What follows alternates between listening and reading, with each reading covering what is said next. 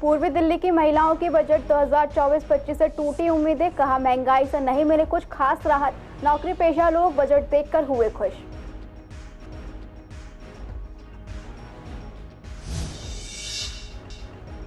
विश्वासनगर में 3 महीने से नहीं आ रहा पानी, लोग पानी मांगकर गुजारा करने के लिए मजबूर, शिकायत के बाद भी नहीं हो रही कार्रवाई।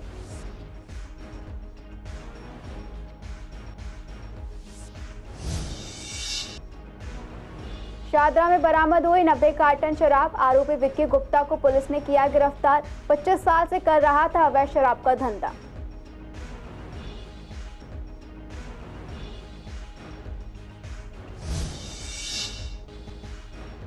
चीनी मांझा बेचने वाले 2 सगे भाई गिरफ्तार, आरोपियों के पास से 25 चरखी समेत प्रतिबंधित मांझा बरामद, पुलिस मामले में कर रही है जांच।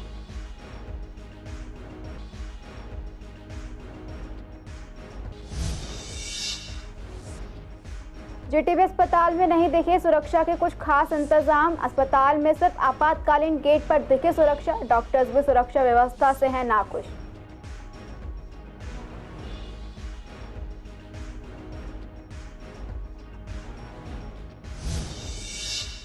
नमस्कार, आप देख रहे हैं CCN लाइव। मैं हूं आपके साथ दुर्गा शर्मा। आप सभी का स्वागत है हमारे खास कार्यक्रम पूर्वी दिल्ली खास में। बुलेटिन की शुरुआत करेंगे कुछ खास खबरों के साथ। वित्त मंत्री निर्मला सीतारमण ने आज अपना 7वां बजट पेश कर दिया। इस बजट से आम आदमी को काफी उम्मीदें थी, लेकिन कोई बड़ी राहत नहीं मिली। इस बजट को लेकर हर सेक्टर में अपनी अपनी उम्मीदें थी। ऐसे में उनकी उम्मीदें पूरी हुई या नहीं, इसी को लेकर हमने पूर्वी दिल्ली की महिलाओं, नौकरी पेशा लोग और व्यापारियों से बात की। बजट के लिए पूर्वी दिल्ली के व्यापारी और नौकरी पेशा आदमी और महिलाओं की मिली जुली जो राय है वो सामने आई। महिलाओं का कहना है कि महंगाई पर सोच विचार किया जाना चाहिए था। वर्किंग वुमेन के लिए क्रेच का निर्माण करने की बात तो कही गई, लेकिन घरेलू महिलाओं के लिए कोई खास राहत नहीं दी गई। वहीं व्यापारियों का कहना है कि टैक्स GST पर और ध्यान दिया जाना चाहिए था, साथ ही ज्यादा उपलब्ध हो सके ताकि नौकरियां भी उपलब्ध हो सकें। वहीं नौकरी पेशा लोग बजट देखकर काफी खुश नजर आए, क्योंकि पहले जॉब ज्वाइन करने वालों को 15,000 की 3 किश्त सीधे EPFO अकाउंट में दी जाएगी। बजट पर लोगों ने और कुछ क्या कहा, देखिए हमारी खास रिपोर्ट में। जो सबसे ज़्यादा रोज़गार की जो समस्या है, किस तरह से हम बजट में जो रोज़गार के बारे में युवा जगत है उनको ज़्यादा से ज़्यादा किस तरह से ऐसे ऑप्शन दे सकते हैं कि उनको रोज़गार मिले, और उसके साथ साथ जो इनकम टैक्स में जो है उसकी भी जो है बढ़नी चाहिए। हाँ, और महंगाई को कंट्रोल किस तरह से हम कर सकते हैं, इस तरह से भी बजट में जो आज महिलाओं का घरेलू बजट बिगड़ा हुआ है उसमें भी कुछ रिबेट मिलनी चाहिए। सैलरी बेसिस पे तो बढ़ोतरी होनी चाहिए, क्योंकि बढ़ोतरी होगी तो उनका जमा पूंजी ज़्यादा होगी। लेकिन सबसे प्रॉब्लम ज़्यादा अभी चल रही है मिडिल क्लास वालों की। गरीबों के लिए सरकार बहुत कुछ कर रही है, अमीरों के लिए तो हो ही रहा है। मिडिल क्लास के लिए सरकार अभी ध्यान नहीं दे रही है। इस बजट में मिडिल क्लास पे ज़्यादा ध्यान देना चाहिए। मैं तो सबसे बड़ा मुद्दा मानता हूँ महंगाई। जो रोज़मर्रा की जो चीज़ें हैं वो इतनी महंगी हो गई है कि आम आदमी से वो परे हो गई है। इसी वजह से सबसे ज़्यादा पहले मुद्दा महंगाई है। बजट में उसके ऊपर कुछ ना कुछ इस प्रकार से सरलीकरण किया जाए। लाइसेंस में टैक्सेशन जो लेने की प्रक्रिया है उसमें सरलीकरण होना चाहिए, जिससे कि जो अफसरशाही है वो कम हो। आज छोटे छोटे व्यापारी है वो अपनी लिमिट के अंदर काम करते हैं। जब तक ये सरलीकरण GST का नहीं होगा, ये GST से छूट नहीं मिलेगी, या बड़े स्टार्टअप की तरह जो मोदी जी ने स्टार्टअप को सुविधाएं दे रखी है वो स्मॉल स्केल वालों को नहीं देंगे, तब तक ये महंगाई, बेरोजगारी ये दूर नहीं हो सकती।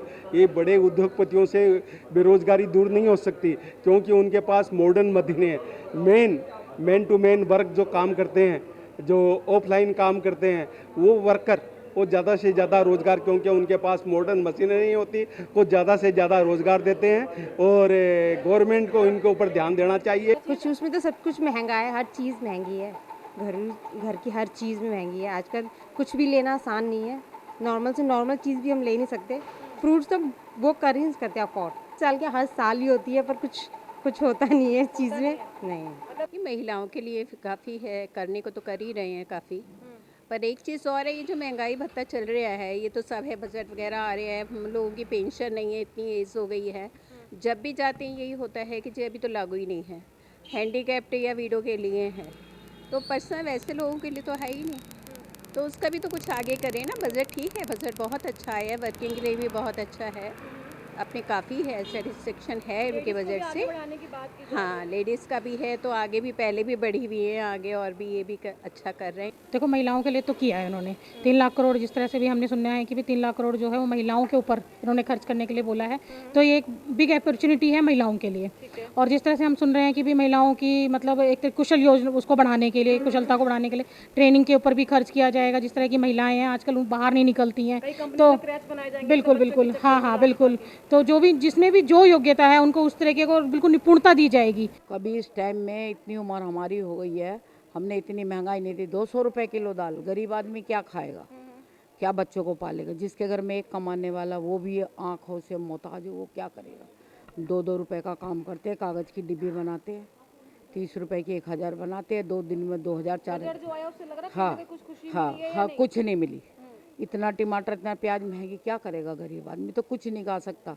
अभी इस महीने में इतनी सब्जियां तेज़ थी कि सब्जी नहीं बनाई घर में, कैसे खाएगा गरीब? जिसके उम्मीदें तो बहुत थी, लेकिन जो सरकार ने डिसीजन लिया है वो महिलाओं के पक्ष में अभी तो नहीं है, क्योंकि ये है कि महिलाएं सोच रही थी कि कुछ बजट और नीचे गिरेगा, महिलाओं की किचन में कुछ इजाफा होगा कि महिलाएं अपनी बचत में भी कुछ बचा सकेंगी और कुछ खर्च भी कर सकेंगी। लेकिन जो बजट आया है उसमें प्रॉपर तरीके से अभी महिलाओं के पक्ष में नहीं है। अब महिलाएं अभी भी आशा रख रही हैं कि अगली सत्र में जो बजट आए उसमें कुछ ना कुछ महिलाओं के पक्ष में डिसीजन लिया जाए, ताकि वो अपनी घर गृहस्थी भी अच्छे से चला सके और अपनी कुछ बचत भी कर सके। पूर्वी दिल्ली के विश्वास नगर के गली नंबर 8 और 11 के लोग पिछले 3 महीने से पानी ना आने की समस्या से बेहद परेशान हैं। यहाँ अगर पानी आता भी है तो बहुत गंदा आता है। इसी को लेकर सीएसएन संवाददाता सोनिया शर्मा ने स्थानीय निवासियों से बात की। लोगों का कहना है कि पानी के लिए काफी दिक्कतें हो रही हैं, पीने का पानी खरीद कर लाना पड़ता है। इतना ही नहीं, हम यहाँ घर के बाकी कामों के लिए यहाँ वहाँ से पानी मांगकर गुजारा कर रहे हैं। वहीं कुछ लोगों का कहना है कि यहाँ पानी नहीं आता है, लेकिन पानी का बिल पूरा आता है। सरकार की धोरी मार कॉलोनी वासियों पर पड़ रही है। लोगों का कहना है कि यहाँ शिकायत के बाद भी सुनवाई नहीं होती है। विधायक भी इसको लेकर पल्ला झाड़ते हैं। पानी की समस्या है, झुग्गियों में तो पानी फूल आता है और यहाँ से 3 महीने में पानी नहीं आया। 3 महीने से पानी आया ही नहीं है। आया ही नहीं है। अच्छा, हम वहाँ से झुग्गियों से भर के लाते हैं। जब मोटर चलाते हैं तो पानी गंदा आता है या क्या होता है? नहीं, पानी आता ही नहीं, मीटर की सुई नहीं हिलती। अच्छा, तो जो पीने का पानी वो कैसे करते हैं मैनेज आप? वो पीने का सब का नाम झुग्गियों से लाते हैं।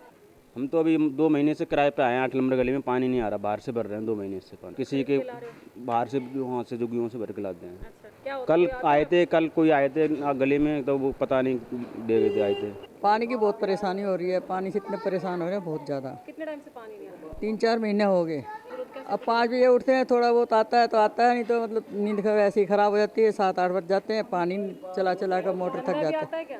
गंदा भी आता है पानी? गंदा से थोड़ा बहुत आता है, कभी आ गया, आध घंटा आ गया, कभी 1 घंटा आ गया, कभी आता ही नहीं है। पानी की तो बहुत ज़्यादा दिक्कत है यहाँ।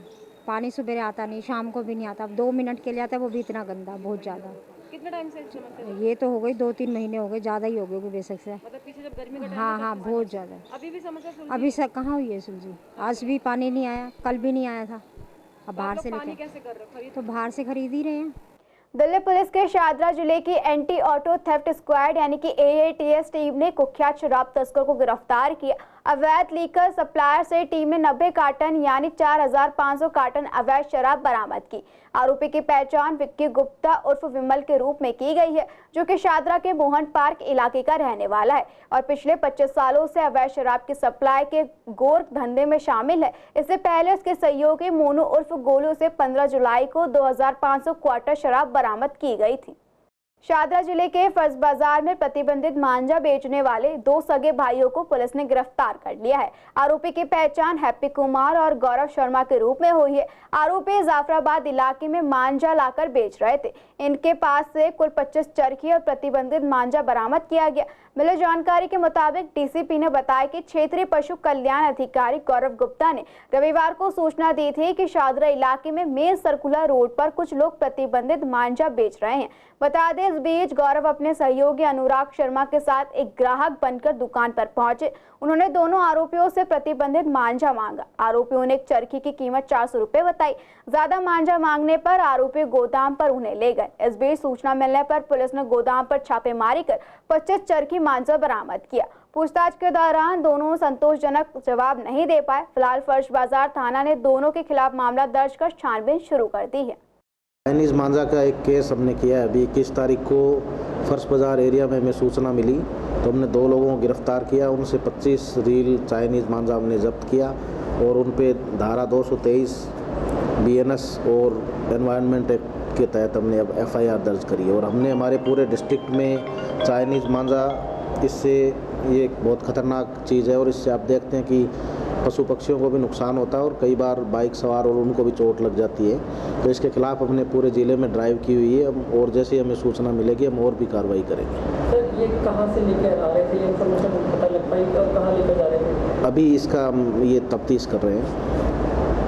चाइनीज़ मांझा इलाके में जो बिक रहा है उस पर क्या कुछ अंकुश लगाया जाएगा आपकी तरफ से? चाइनीज़ मांझा के खिलाफ हम ड्राइव कर रहे हैं लगातार और अगर कहीं बिक रहा है तो आप भी हमें सूचना दीजिए। पूर्वी दिल्ली के जाने माने अस्पताल GTB पिछले कुछ दिनों से काफी चर्चा में रहा, जहां दिन दहाड़े हुए एक हत्याकांड से डॉक्टर और यहां आए मरीज अपनी सुरक्षा को लेकर काफी चिंता जता रहे थे, जिसके बाद प्रशासन की ओर से सुरक्षा के खास इंतजाम किए गए। इसी को लेकर सीएसएन संवाददाता विवेक पठानिया ने मंगलवार को हॉस्पिटल का जायजा लिया। अस्पताल में देखने को मिला कि यहाँ अभी भी सुरक्षा व्यवस्था चरमराई हुई है। आपको बता दें कि अभी डॉक्टर्स और मरीज अपने आप को सुरक्षित महसूस नहीं कर रहे हैं। यहाँ केवल इमरजेंसी गेट पर सुरक्षा व्यवस्था बनाई गई है, जिसमें बायोमेट्रिक तरीके से मरीज और उनके परिवार वालों की एंट्री हो रही है। साथ ही बाउंसर्स भी तैनात किए गए हैं, लेकिन अभी OPD और पिछले अन्य गेटों पर सुरक्षा के कोई खास इंतजाम नहीं है। जब संवाददाता ने डॉक्टर से बात करनी चाहिए तो उन्होंने कैमरे के सामने आने से इनकार कर दिया, लेकिन फिर भी उन्होंने बताया कि सुरक्षा व्यवस्था से वो अभी भी नाखुश हैं। सरकार ने सुरक्षा के पुख्ता इंतजाम करने का वादा किया है, लेकिन पता नहीं ये कब तक पूरा होगा। वहीं तीमारदारों का कहना था कि आज भी डर लगा रहता है कि कहीं हमारे पेशेंट के साथ कुछ अनहोनी ना हो जाए। सिक्योरिटी अगर देखो, आज सिक्योरिटी टाइट है और गोली वोली चल रहा है तो ये तो भाई देखो, यहाँ तो देखना चाहिए ना, भारी होना चाहिए। तो सिक्योरिटी यहाँ होनी चाहिए, जो बंदा अंदर लेके ना जा सके। गेट में आप देखो सिक्योरिटी है, मेन गेट में सिक्योरिटी देखो आप, बहुत ईजी है। कहाँ चेकिंग है बता दो आप एंट्री लो, आपके पास कोई वो मशीन होती है जो आपके हाथ पे गन वन चेक करती है, मेटल डिटेक्टर होता है। कहाँ है यहाँ पे बताओ, मेटल डिटेक्टर है? आप खुद देख लो, कैमरा दिखा लो, यहाँ पे गेट पे कोई है? आपके जेब में अगर पिस्टल है, आप अंदर घुस जाओ, कोई सा रोक दे आपको? कोई नहीं रोकेगा, पता ही नहीं चलेगा। बाकी सब कुछ ठीक है, अंदर भेजा जाता है। कैसे है ना, मरीज जब जबरदस्ती करता है तो थोड़ा बहुत तो होना पड़ता, गार्ड वगैरह कुछ तो करेंगे ही। चेक इन बराबर हो रही है, बिना उसके तो एंट्री नहीं है। अब मैं इसी वजह से कागज़ लेके आया हूँ बाहर, क्या कागज़ दिखा के जाऊँगा अंदर। पहले तो कोई भी आ रहा था, कोई भी जा रहा था, तो उसको कोई पूछताछ नहीं थी कि क्या क्यों जा रहे हो, क्या कर रहे हो, किससे मिलना है, किससे नहीं मिलना। अब जी वो क्या करे, वो तो खजूरी के थे, बताया वीडियो में देखा था कि खजूरी का बंदा जिसको गोली लगी है, और क्या बोलते हैं फिर उस दिन के बाद अच्छी सिक्योरिटी हो गई है। जो गवर्नमेंट हॉस्पिटल में तो नॉर्मली ऐसे ही रहता है, सारी चीज़ की सुविधा कहीं होती है, क्योंकि पेशेंट इतने आते हैं कि ये खुद ही अपसेट हो जाते हैं। थाना विवेक विहार की पुलिस टीम ने चोर को गिरफ्तार किया। गिरफ्तार आरोपी की पहचान 25 साल के किशन के रूप में हुई है। आरोपी के पास से चोरी के 2 मोबाइल फोन बरामद किए गए। आपको बता दें, पुलिस ने चोर को अपराध करने के तुरंत बाद ही रंगे हाथों पकड़ लिया। मिली जानकारी के मुताबिक थाना विवेक विहार पुलिस टीम इलाके में गश्त पर थी। जब इंद्र पार्क और ज्वाला नगर के पास वो पहुंचे, तब उन्होंने एक संदिग्ध व्यक्ति को अपनी ओर आते हुए देखा। हालांकि वर्दी में पुलिस को देखकर संदिग्ध व्यक्ति भागने लगा। टीम ने तेजी से कार्रवाई की और पीछा करने के बाद कथित व्यक्ति को पकड़ लिया। तलाशी लेने पर उसके पास से 2 मोबाइल फोन बरामद हुए। उसी समय थाने में मोबाइल फोन चोरी की एक PCR कॉल मिली। जब कॉलर ने अपना फोन नंबर डायल किया तो बरामद फोन पर कॉल आया, जिसके बाद पुलिस ने मामला दर्ज कर आरोपी किशन को मामले में रंगे हाथों पकड़ लिया, जो अपराध करने के बाद भाग रहा था। MCD द्वारा अमृत योजना के तहत वेलकम झील को दोबारा जीवित करने के लिए करोड़ों रुपए की धनराशि उपलब्ध कराई थी, जिसे विभाग द्वारा इस झील को तैयार करने, इसकी 4 दीवारी बनाने और झील में पानी भरने का काम किया जाना था। लेकिन बावजूद इसके झील में कोई भी खास सुधार या बदलाव नहीं देखा गया। न ही यहाँ पर सुरक्षा के कोई खास इंतजाम है और न ही यहाँ पर सौंदर्यीकरण किया गया। इसी को लेकर यहाँ से गुजरने वाले लोगों से सीएसएन संवाददाता सोनिया शर्मा ने लोगों से बात की। लोगों का कहना है कि उन्हें काफी समय से इस जगह के डेवलपमेंट का इंतजार है, क्योंकि इस झील के फंड जारी किया गया था, लेकिन अभी तक ऐसा कुछ भी देखने को नहीं मिला। यहाँ बनी झील भी इन दिनों हुई बारिश के कारण थोड़ी सी भरी हुई नजर आती है, जिसके आसपास जंगली और आसपास गंदगी भी फैली हुई है। अच्छा है, यहाँ पे साफ सफाई भी है काफ़ी, और सुधार हो सकता है। हाँ, इन चीज़ों पे थोड़ा सुधार हो सकता है। हाँ, डेवलपमेंट तो किया गया है, लेकिन अभी डेवलपमेंट के बाद यहाँ पे जैसी व्यवस्था होनी चाहिए थी, व्यवस्था नहीं है वैसी। प्रॉपर स्टाफ होना चाहिए था, गार्ड्स वगैरह होने चाहिए थे। हाँ, व्यवस्थाएं हो सकती हैं, जैसे फ्लावर्स लगाए जाएं और सिक्योरिटी का थोड़ा ध्यान दिया जाए। काफ़ी बड़ी जगह है। पानी तो शायद वो मुझे इतना पता नहीं है, लेकिन गंदा ही है वो। यहाँ पे हमारा वो है ना, वो कॉलेज है। हाँ, तो यहाँ पे आते हैं, वो घूमने आते हैं। देखो यहाँ पे और होना चाहिए सुधार, देखो जो बात है, क्योंकि यहाँ पे इतना डेवलपमेंट नहीं है। क्योंकि यहाँ पे क्या कहते हैं, बिल्कुल सही नहीं है एरिया अभी तो हमें नहीं दिखा यहाँ पे कुछ ऐसा भी हुआ। ये है कि इनकी इम्यूनिटी वो है, क्या कहते हैं, हाँ, पर यह है कि रिस्की तो है ही। फिर भी देखो जब बात है, खतरनाक लगता होता तो डुबकी क्यों लगाते हैं? पानी अच्छा साफ पानी है, तो पानी साफ पे आ रहा है तभी तो हम नहा रहे हैं। डाला जाएगा तभी तो पानी आएगा। कुछ नहीं, वॉक करने आते हैं अपने। हाँ, वॉक करके अपने घर चले जाते हैं। टूरिस्ट आ सकते हैं, क्यों नहीं आ सकते यहाँ? बिल्कुल आ सकते हैं। कंडीशन अब थोड़ी सी बेकार हो रखी है। अभी कुछ टाइम बाद यहाँ काम चलने वाला है, उसके बाद बहुत अच्छी कंडीशन हो जाएगी यहाँ की। अभी तो कुछ भी चालू नहीं हुआ है 6 महीने से इसके अंदर। अभी कुछ भी नहीं हुआ है। अभी जैसा था वैसे ही 2 साल से। गंदगी दिखती है फिलहाल तो हमें यहाँ पे। ये एरिया बनाया था वॉक करने के लिए, पानी स्टोरेज के लिए था, लेकिन बट यहाँ पे देखो गंदा पानी होता है यहाँ पे जब भी देखते हो आप। तो यहाँ पे कुछ ऐसी चीज़ नहीं है। मच्छर ज़्यादा है यहाँ पे। पौधे मैडम लगे हुए थे, बट आप देख सकते हो उस साइड, वहाँ लग रहा है, यहाँ नहीं है। लेकिन गड्ढे के अंदर पानी भर रखा है, पानी के अंदर झील दिख रही होगी आपको इसके अंदर। शादरा जिला थाना जगतपुरी की पुलिस ने 2 कुख्यात ऑटो लिफ्टर्स को गिरफ्तार किया। गिरफ्तार आरोपी के पास से एक स्कूटी बरामद की गई। आरोपी के कब्जे से अपराध में इस्तेमाल स्कूटी बरामद कर ली गई है। आरोपी की पहचान गोकलपुरी निवासी आफ्ताब और आमिर के रूप में हुई। शादरा जिले के पुलिस उपायुक्त सुरेंद्र चौधरी ने बताया कि 17 जुलाई 2024 को थाना जगतपुरी में एक शिकायत दर्ज कराई गई थी, जिसमें शिकायतकर्ता जसप्रीत सिंह कोहली ने उनकी बुलेट बाइक उनके घर से चोरी होने की शिकायत दी थी। पुलिस ने मामला दर्ज कर जांच शुरू की। टीम ने घटनास्थल के सीसीटीवी फुटेज की जांच की, जिसमें स्कूटी पर सवार 2 युवक आए। सीसीटीवी फुटेज के विश्लेषण से अपराधियों के मार्ग का पता चला, जिसमें घटनास्थल पर स्कूटी दिखाई दी। फुटेज से पता चला कि बुलेट बाइक चुराने के बाद उसे स्कूटी से बुलेट के पीछे आया। स्कूटी के मालिक की पहचान नंबर प्लेट के आफ्ताब के रूप में की गई और आरोपी को गिरफ्तार कर लिया गया। पूछताछ के दौरान आफ्ताब ने खुलासा किया कि उसने और उसके दोस्त आमिर के साथ बुलेट चुराई थी। आफ्ताब निशानदेही पर से आरोपी आमिर को भी गिरफ्तार कर लिया गया। पूछताछ के दौरान आरोपी आफ्ताब ने खुलासा किया कि वो मोटर मैकेनिक है और उसने बाइक के कई हिस्सों को तोड़कर जावेद नामक व्यक्ति को बेच दिया था, जिससे उससे पेटीएम के माध्यम से 20,000 रुपए मिले। आरोपी जावेद की आगे की तलाशी जारी है। तेरापंथ महिला मंडल ने अपना प्रथम वार्षिक उत्सव बड़े ही धूमधाम से पूर्वी दिल्ली के ओंसवाल भवन में मनाया। इस कार्यक्रम में मुख्य अतिथि के रूप में शादरा जिला महिला अध्यक्ष अपर्णा गोयल और जैन तेरापंथी सभा दिल्ली अध्यक्ष सुखराज सेठिया मौजूद रहे। इस अधिवेशन में साध्वी संगीता का मार्गदर्शन प्राप्त हुआ। सीसेन संवाददाता ने मुख्य अतिथि से बात की। उन्होंने कहा कि इस अधिवेशन में महिलाओं की भागीदारी को देखकर मन प्रसन्न हुआ। जिस तरह नाटक के जरिए इन्होंने महिलाओं की हर एक भूमिका को दर्शाया, जो कि बहुत सराहनीय है। ये अपने समाज को जोड़ने का काम कर रही हैं, इसके लिए मैं उनको बधाई देता हूं और शुभकामनाएं भी। आयोजकों ने बताया कि ये हमारा प्रथम अधिवेशन था, जिसमें महिलाओं को एक साथ बुलाकर अपने द्वारा किए गए कार्यों का वर्णन और चर्चा की। जैन संप्रदाय वैसे भी मेरे दिल के इसलिए करीब है क्योंकि अहिंसा की बात करता है। वो अहिंसा किसी भी रूप में हो सकती है, और आज यहाँ पर पूर्वी दिल्ली महिला मंडल द्वारा चलाए जाने वाले जितने भी क्रियाकलाप हैं उनको जानकर मुझे बहुत अच्छा लगा। हमारा परम उद्देश्य रहता है सुकन्या समृद्धि योजना, बेटी बचाओ बेटी पढ़ाओ, तो उसी के आधार पर कन्या सुरक्षा योजना जो इनका चल रहा है वो मुझे बहुत दिल के करीब रहा। आओ गाँव की ओर चलें, हमारे गाँव को जितना समृद्ध और सशक्त बनाएंगे हमारा देश उतना ही अच्छा बनेगा। ये हमारा प्रथम अधिवेशन था। हमारी यात्रा 23 अगस्त 2023 से शुरू हो चुकी है। ये लगभग 1 साल हो रहा है और इसमें हमारे 300 सदस्य और जुड़े हैं। पहले हमारे पास थे, उसके अलावा 300 सदस्य अभी और जुड़े हैं और सभी सदस्य उत्सुकता के साथ सहयोग और पूरी कर्मठता के साथ कार्य करते हैं।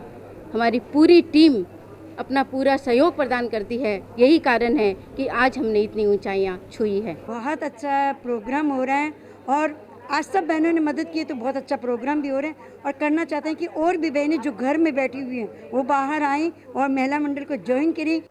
फिलहाल पूर्वी दिल्ली खास में इतना ही। खबरों के लिए बने रहिए CCN लाइव के साथ।